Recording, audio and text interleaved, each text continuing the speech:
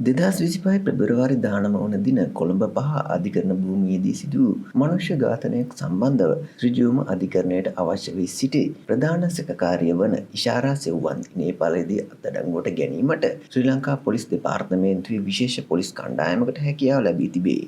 Police මාධ්‍ය ප්‍රකාශක එෆ්.යූ. උඩ්ල මහතා සඳහන් කළේ මෙම විශේෂ මෙහෙයුම හරහා එහි ප්‍රධාන සැකකාරිය ඇතුළු තවත් සැකකරුවන් කිහිප දෙනෙකු පොලිස් භාරයට ගැනීමට හැකි වූ බවයි.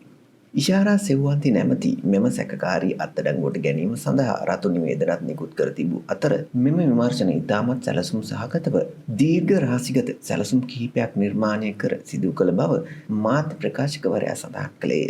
මෙම මෙහෙයුම සාර්ථක කර ගැනීම සඳහා අපරාධ පරීක්ෂණ දෙපාර්තමේන්තුවේ විශේෂ බුද්ධි අංශයන්හි සහ විදේශ රටවල සහයෝගයද ලැබිණි.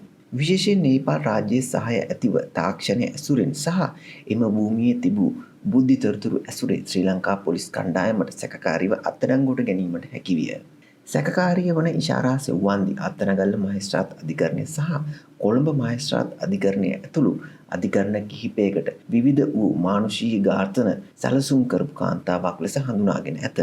කෙහෙල්බද්දර පත්මයේගෙන් මේ දක්වා ලද ප්‍රශ්න කිරීම් වලට අනුව ඉෂාරා සෙව්වන්ති නේපාලයේ රැඳී සිටින බවට අනාවරණය කර ගැනීමට හැකි විය.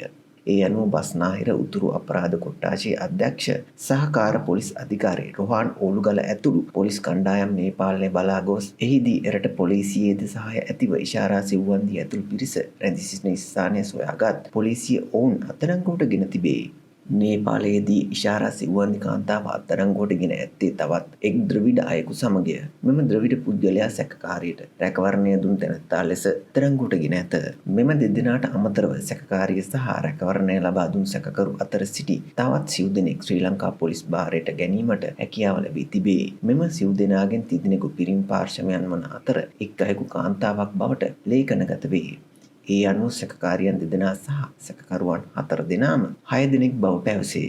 විදේශ රටවල සිටින මෙම සැකකරුවන් සම්බන්ධයෙන් රාජතාන්ත්‍රික මට්ටමින් අවශ්‍ය සියලුම සහාය ලබා ගැනීම සඳහා විෂය භාර අමාත්‍ය විජේපාල මහතා, නියෝජ්‍ය අමාත්‍ය සුනිල් වටගල මහතා සහ ආරක්ෂක අමාත්‍ය ලේකම් රවී සෙනවිරත් මහතා විශේෂ දායකත්වයකින් මැදිහත් වී ඇත.